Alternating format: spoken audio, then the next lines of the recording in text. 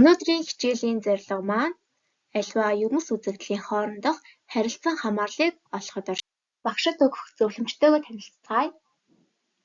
Лог сэтгэлгээ бүлэг сэдвийн даалгавруудыг гүйцэтгүүлэхдээ үгсийн утгаас гадна бүтцийг маш сайн анхаарч хэлэхээрэй.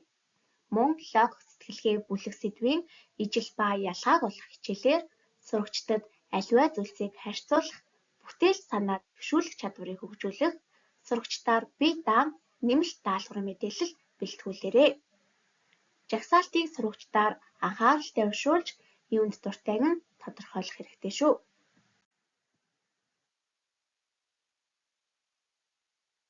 Аливаа юмс үзэгдлийн хоорондын уялдаа холбоог тодорхойлох үйлдэлийг хамаарал гэдэг. Хамаарлыг олох чадвараа хөгжүүлснээр сурагч таны холбох асуудлыг өргөн хүрээнд харах чадвартай нь дээшлэх болно. Аливаа зүйлсийг шинж чанараас нь гадна харагдах байдал, үйлдэл, үйлчлэл, бүтэц гээд ер нь бүх зүйлээр нь хамаатуулж болно. Бүгдээрээ тэгвэл дасгал даалгавраа ажиллацгаая. Зургуудыг ажиглаад ерөнхий шинж чанарыг нь бичээрэй. Хүмүүсийн амьдардаг сууц нь ер нь юу юм болоо?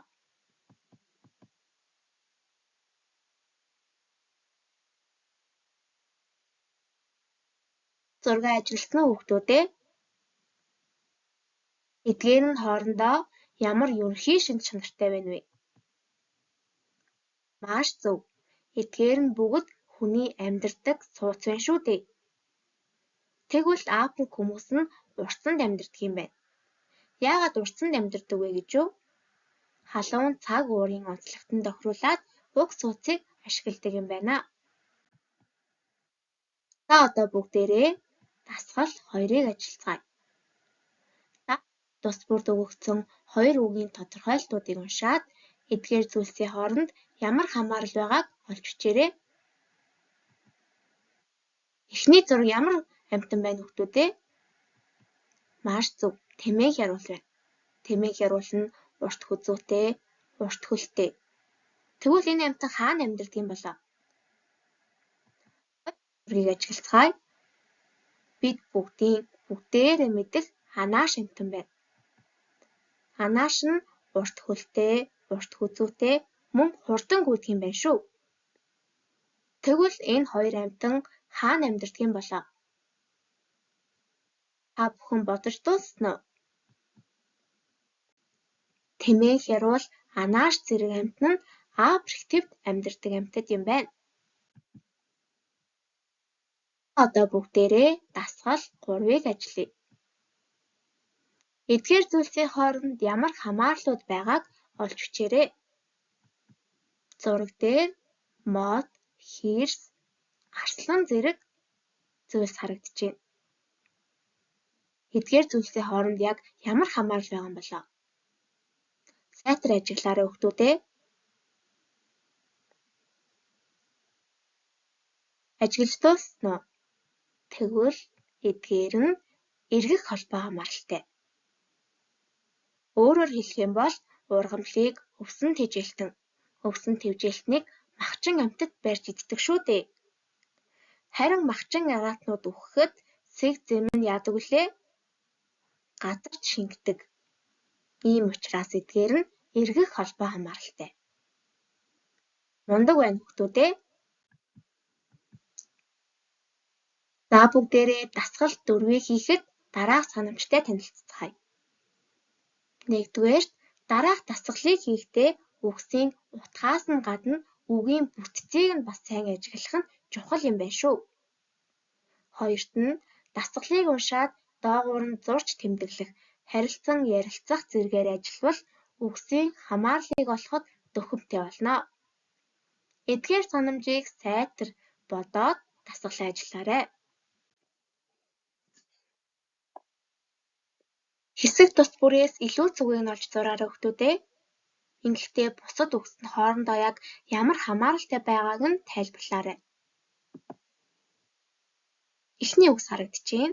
Хирс, ширэнгэн дот, сармагчин, оцон шувуу гэсэн үгс байна. Эдгээр нь яг хоорондоо ямар холбоо хамааралтай болоод аль нь яг илүү цөм юм болоо? Та бүхэн ажиллаж дууссан уу? Илүү зөв нь оцсон шувуу байна шүү дээ. Та бүхэн яагаад гэж бодож байна уу? Учир нь гэвэл бусад нь бүгд А бэрхтэлд байдаг. За тэгвэл бүгдээрээ 2 дугаар бүлгийг харцгаая. Цагаан баавгай, яс мэлхий, усны үхэр, мэлхий зэрэг амьтад харагдаж байна. Бүгдээрээ амьтдыг сайтар ажиглаарай. Яг аль нь илүү зөв юм болоо тийм ээ? Илүү зөв нь олсон уу хүүхдүүд ээ? Зөв хариултыг нь бүгдээрээ харцгаая. Мэлхий байна. Яагаад гэж үү? Яагаад гэвэл бусад нь бүгд 2 үеэс бүтсэн үгс байна шүү дээ. Та бүхэн энэ дасгалыг ажиллахдаа өмнөх санамжаа сайтар бодоорой.